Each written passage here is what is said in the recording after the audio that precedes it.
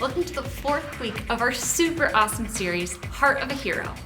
Today we're learning about what's inside the heart of a hero, and that's helping others. A lot of times superheroes protect the city that they live in. You know, Batman protects the city of Gotham from evil villains. So does Superman in the city of Metropolis, Spider-Man in New York City, and Black Panther in Wakanda. Can you think of any other cities that superheroes live in? Another thing I've learned about superheroes is that they're just regular people behind the masks and suits. Spider-Man is really a kid named Peter Parker. Captain Marvel is a pilot named Carol Danvers. Superman is really a journalist named Clark Kent. People would never recognize them without their superhero gear. The real-life hero we've been learning about, Joseph, was used by God to help save thousands of people, including the whole country of Egypt. Let's jump back into Joseph's story and see what happens next. Quick recap. When we left off last week, Joseph had some bad things happen to him. He was treated unfairly and ended up being thrown into prison. God was still with him through all these bad things, and Joseph became a hero because he made wise choices. Now when you get the chance this week, sit down with your family and read from Genesis chapters 41 and 45. I'll give you a summary of what happens next. It was 2 years after Joseph had moved his way up from being a prisoner to being in charge of the whole prison. The Pharaoh, the king of Egypt, started having some really strange dreams, and he couldn't find anybody who could explain them to him. Now Joseph had helped some other prisoners by interpreting their dreams, and his gift from God had become well known to Pharaoh's servants. So the Pharaoh sent for Joseph and told him about his 2 dreams. In the first one, there were 7 scrawny, ugly cows that ate up 7 plump and healthy cows. Can you imagine a cow eating another cow? That's disgusting. In the second dream, there were 7 healthy ears of corn, and they were swallowed up by 7 scraggly ears of corn. Now these dreams made no sense to the Pharaoh, and I don't blame him. Those are some really weird dreams. Joseph explained that these 2 dreams meant the same thing. There would be 7 years when all the farmers in Egypt would harvest lots of food. There would be so much that they wouldn't know what to do with it all. But then there would be 7 years of famine. Famine is when there's not enough food and people go hungry. Joseph told the Pharaoh that God had allowed him to interpret these dreams in order to save thousands of people from starving. He gave the Pharaoh some wise advice. For 7 years, that there would be an abundance of crops, save some of the food and grain and store it away in case of emergency. Then they'd have enough food to feed everybody during the 7-year famine.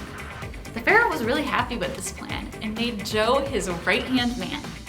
Joseph was now second in command over all of Egypt, the governor, and he was in charge of making this plan happen.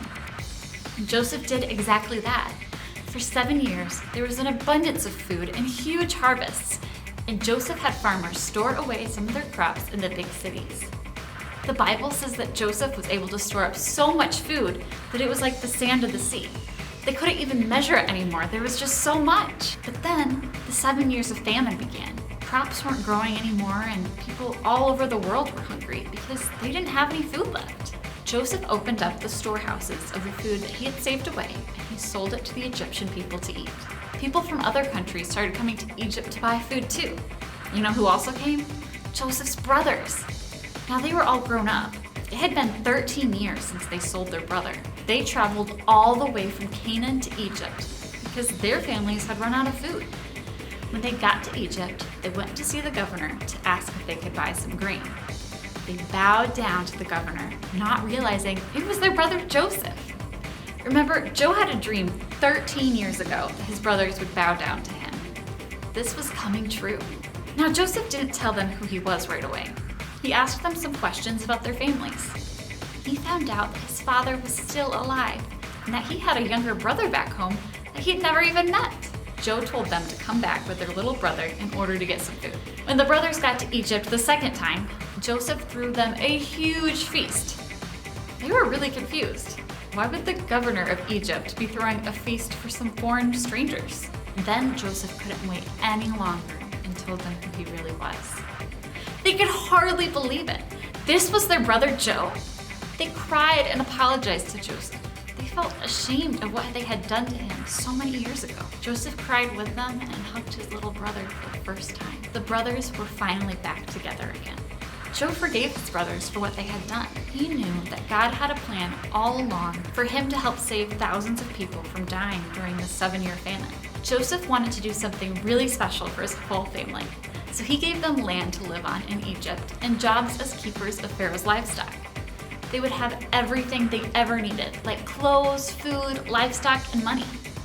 And so Joseph was reunited with his whole family, including his parents, brothers and sisters, and all the family members he hadn't even met yet. The Lord blessed Joseph and his family, and they lived in Egypt for a very long time. Would you have responded the same way that Joseph did when his brothers showed up? It would have made sense for him to be really angry and want to get revenge on them for what they did to him. Instead, Joseph forgave his brothers and blessed them with a new life in Egypt. Having the heart of a hero means doing what's right even when somebody doesn't treat you the way you should be treated. That doesn't seem fair sometimes. But God's idea of right and wrong is not the same as ours. Romans chapter 12 verses 21 tells us, "Do not be overcome by evil, but overcome evil with good." This is what Joseph did, isn't it? Joe knew God's heart and his actions reflected his faith. Joseph's trust in God gave him the courage to endure hardships and to stand up for justice. You can be a hero too. What are some ways you can help others and stand up for people? All right, well, we'll see you next week. Make sure to check out our super activity books at church and online. Bye!